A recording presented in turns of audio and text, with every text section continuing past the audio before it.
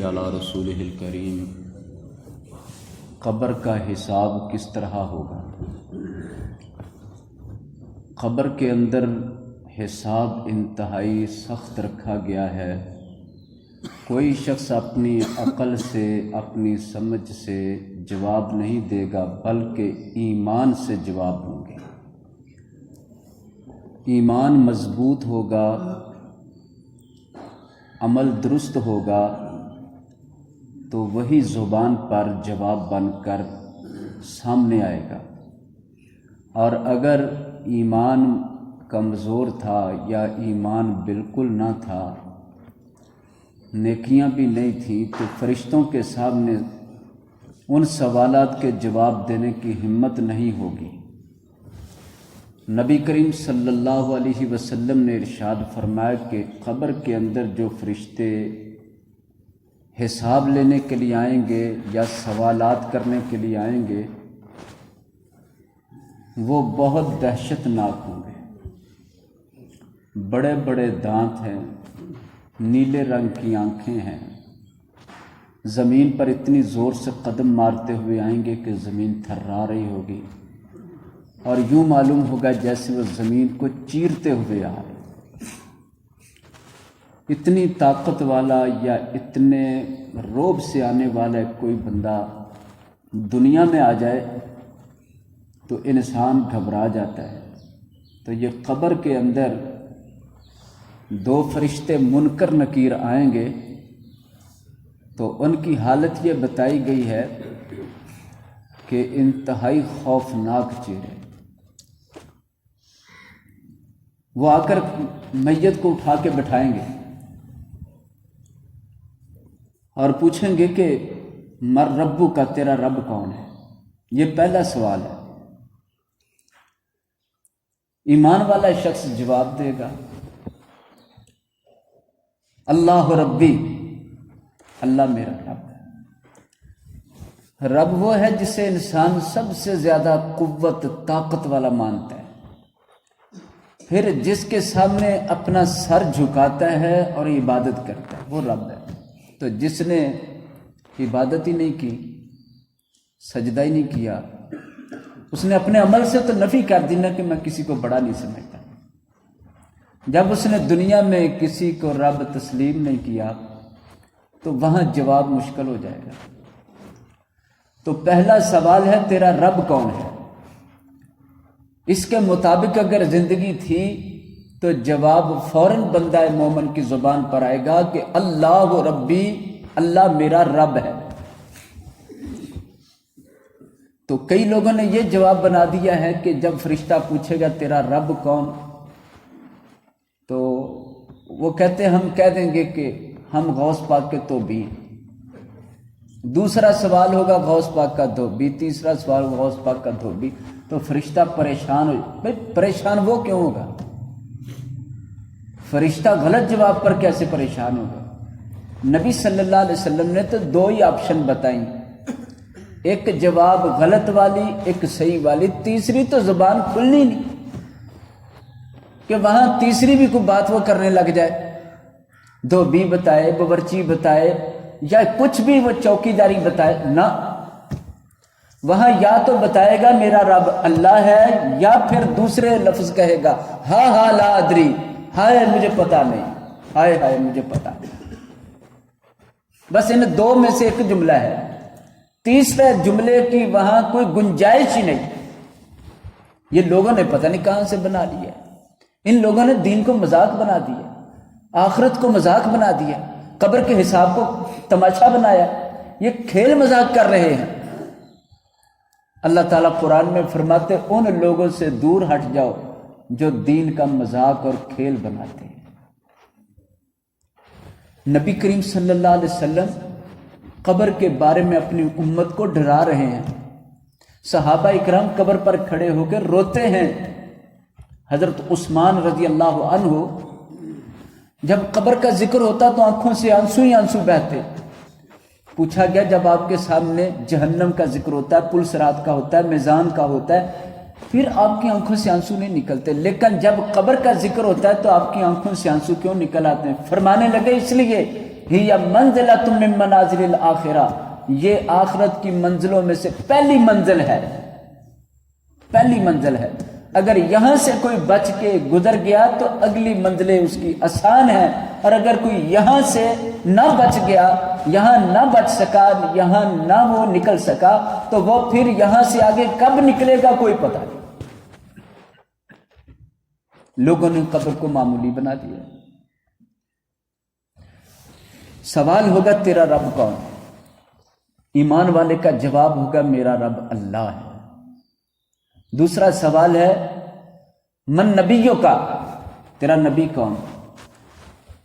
نبی کہتے ہیں جس کی رہنمائی اور ہدایت پر زندگی گزاری، جس کی ہدایت پر انسان چلتا رہا وہ اس کا نبی۔ بندہ مومن کہے گا محمد النبی جی صلی اللہ علیہ وسلم، حضرت محمد صلی اللہ علیہ وسلم میرے نبی۔ تیسرا سوال ہوگا ما دینوں کا، تیرا دین کیا ہے؟ ایمان والا کہے گا دینی الاسلام، میرا دین اسلام ہے۔ دین کہتے ہیں ضابطہ حیات کو، اپنی زندگی پر جس قانون کو انسان لاگو کرتا ہے کہ میں اس سے باہر نہیں نکلوں گا، میں اس کے اندر رہوں گا، وہ اس کا دین ہے، وہ اس کا قانون ہے۔ پوچھا جائے گا کس قانون پر زندگی گزار کیا ہے؟ مومن کہے گا میرا دین تو میرا اسلام ہے۔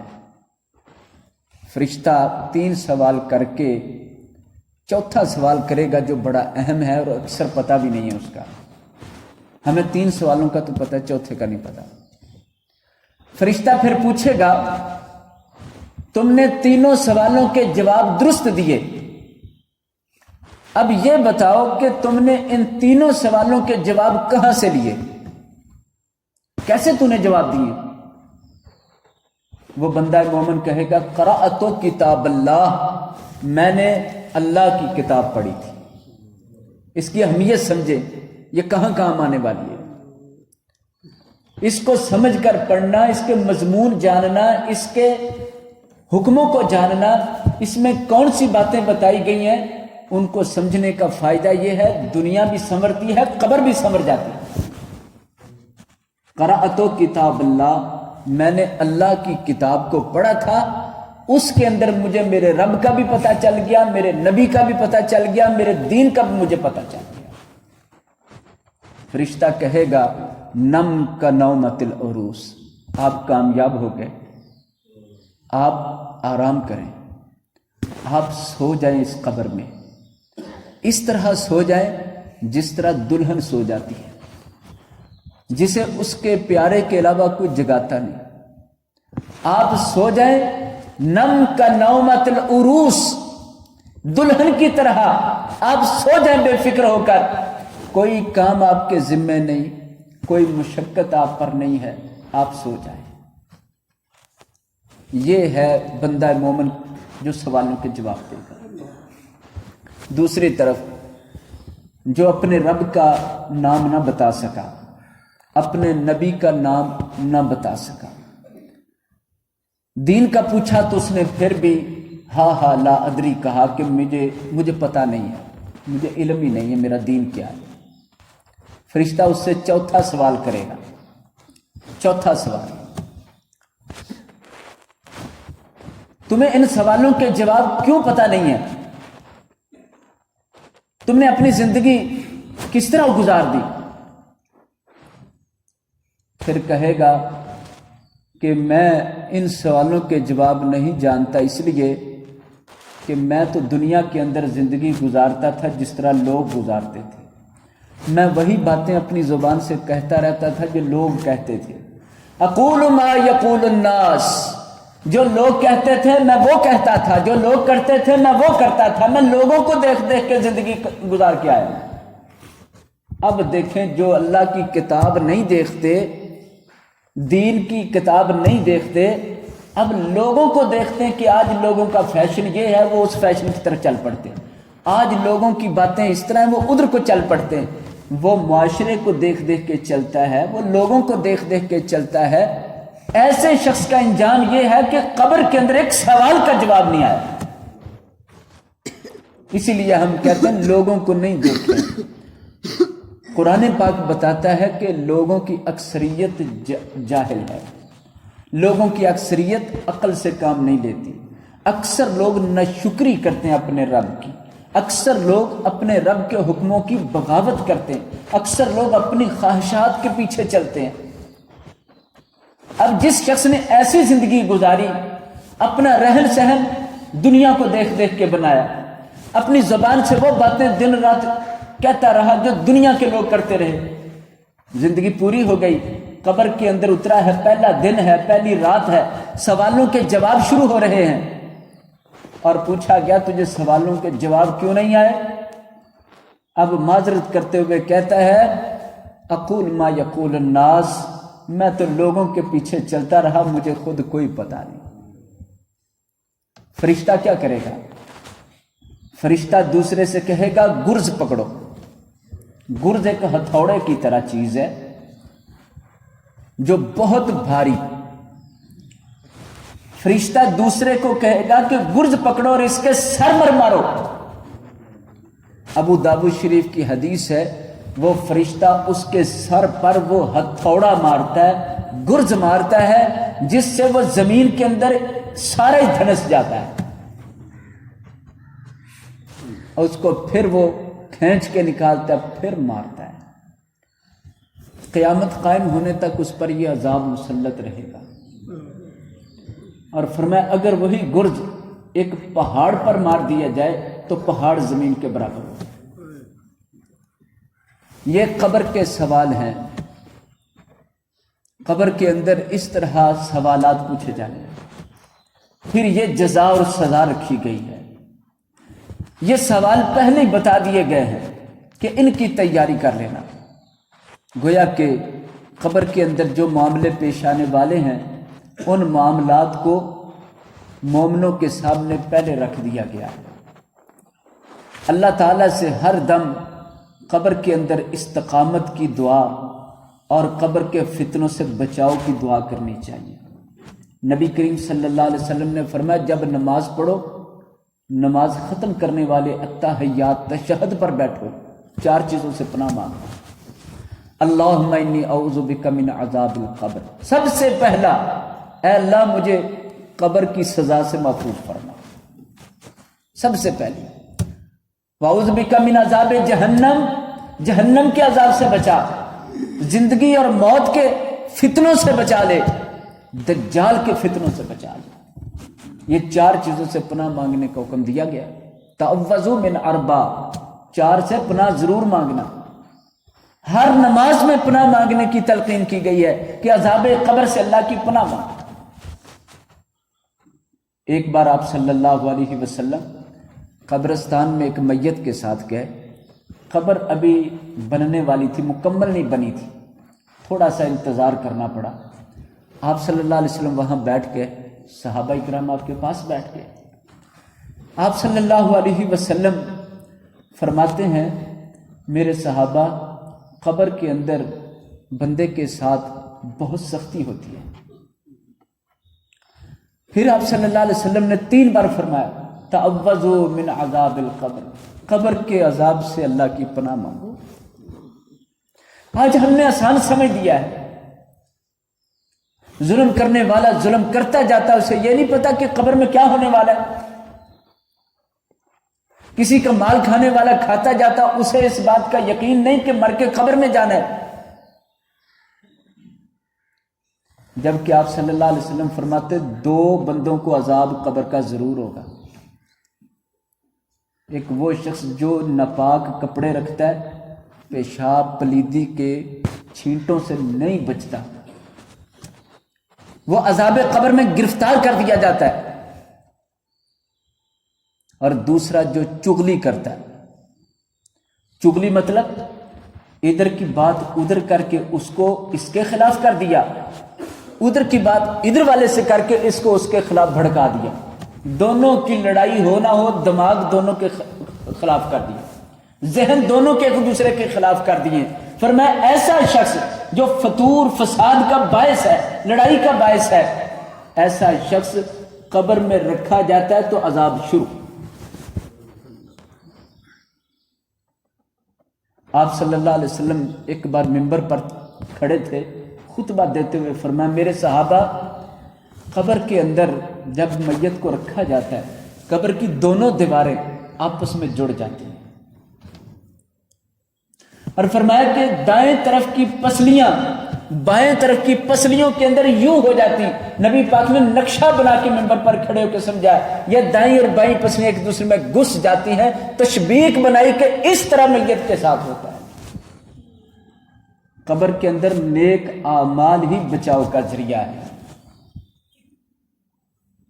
نماز کام آئے گی قبر میں، روزہ کام آئے گا قبر میں، قرآن کی تلاوت کام آئے گی۔ حضور فرماتے ہیں سورہ ملک اتنی اہم اور قیمتی ہے، 30 آیتوں والی سورہ ہے، اس کا نام ملک اور اسے منجیہ بھی کہتے ہیں، نجات دلانے والی۔ جب فرشتے قبر کے اندر حساب کے لیے آتے ہیں تو یہ سورہ مبارکہ اس بندے کی حفاظت کے لیے پاس آ جاتی ہے۔ کسی طرح کا فتنہ، کسی طرح کی گھبراہٹ، کسی طرح کی وحشت، کسی طرح کا کوئی ڈر قبر کے اندر سورہ ملک کے پڑھنے والے کے پاس نہیں آنے دیتی۔ یہ ایک محافظ بن جاتی ہے، ایک دوست بن جاتی ہے، ساتھی بن جاتی ہے، محافظ بن کے اس کو بچاؤ دیتی ہے۔ قرآن کام آتا ہے۔ ہم کہتے ہیں پیچھے والے پڑھ لیں، میں نے تو ساری زندگی کوئی نہیں پڑھنا، پیچھے والے بھائی یہ کیا طریقہ ہے؟ بھلا قبر کے فرشتے پیچھے والوں سے بھی کچھ لیتے دیتے رہتے ہیں۔ اگر کوئی بندہ فوت ہو جاتا ہے، اس کے پیچھے والا کوئی نہیں، وہ بے اولاد وغیرہ ہے، اس کا کوئی بھائی وغیرہ، اس کے پیچھے سے اگر نہیں کسی نے پڑھا تو کیا فرشتے اس کو مرمت کرتے رہیں گے، مارتے رہیں گے؟ یہ انصاف نہیں ہے۔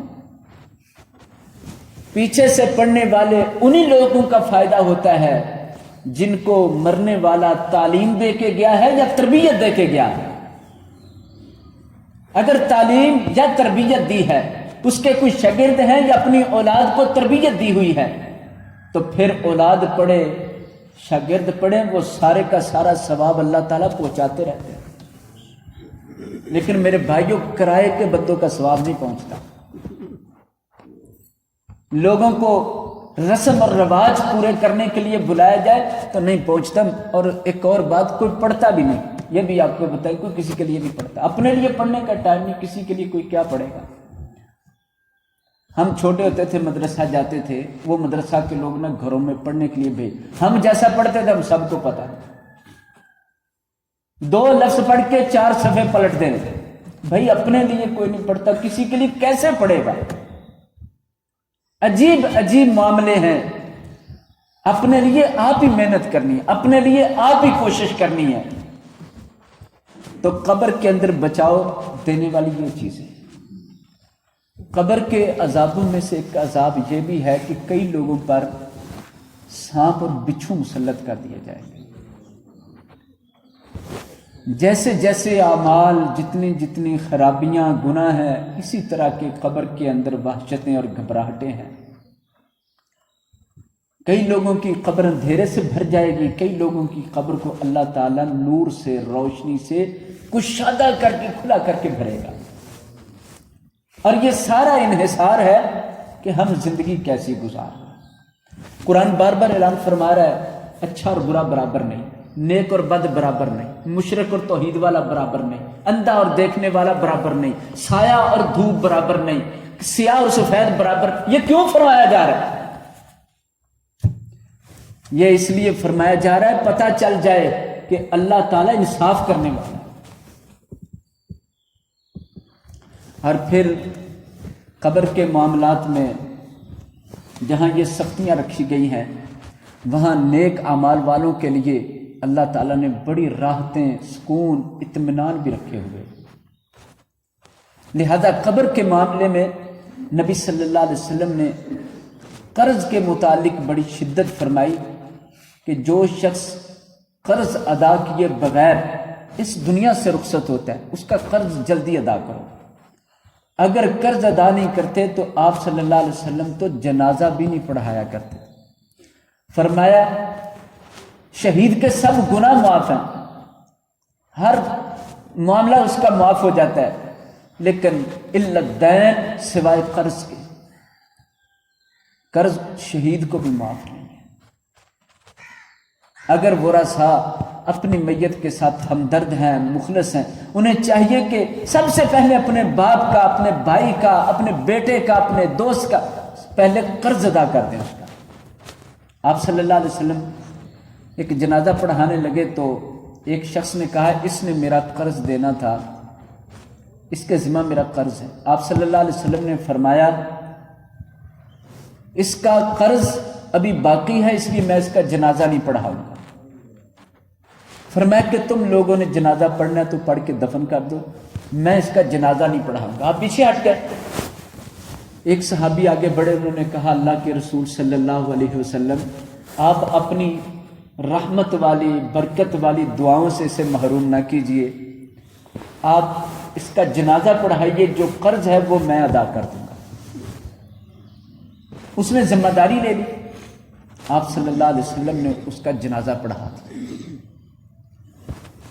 جنازہ پڑھانے کے بعد اگلے دن آپ صلی اللہ علیہ وسلم نے اسے پوچھا تو نے ذمہ داری لی تھی اس بندے کا قرض دے دیا؟ اس نے کہا ابھی نہیں۔ اس سے اگلے دن پھر پوچھا، چند دن بعد پھر پوچھا، ہفتہ گزر گیا، اس نے ابھی قرض نہیں دیا تھا۔ پھر اگلے دن پوچھا تو کہنے لگا آج میں نے وہ قرض پورا ادا کر دیا ہے۔ آپ صلی اللہ علیہ وسلم نے فرمایا الآن برت نفسا، تو نے ادھر قرض دیا ہے تو اب اس کی جان چھوٹی ہے، اب اس کو ٹھنڈ ملی ہے۔ ذمہ داری لے کے قرض نہ دینا، سمجھتے ہو کہ میت آزاد ہو گئی؟ اس طرح آزادی نہیں ہوتی، بلکہ دیکھیں مقروض کا جنازہ نبی پاک نے پڑھا بھی دیا ہے، صحابہ کرام نے اسے دفن بھی کیا ہے، نیک لوگوں نے دفن کیا اور اسے شرف صحابیت بھی حاصل ہے، لیکن قبر کی سختیوں کا کیا کیا جائے، وہ رعایت نہیں کرتی۔ اب اس کے ذمہ قرض ہے جو ادا نہیں ہوا تو اس شخص کو قبر کے اندر سختی کا سامنا ہے۔ یہ وہ معاملات ہیں جو ابتدا میں پیش آنے لگ جاتے ہیں، تو قبر کا معاملہ آسان کرنے کے لیے اللہ سے ایک تو دعا کرنے کی ضرورت ہوتی ہے کہ اللہ تعالیٰ آسانی پیدا فرما دے، اور پھر استقامت کی دعا چاہیے ہوتی ہے کہ فرشتوں کے سوالوں پر اللہ تعالیٰ استقامت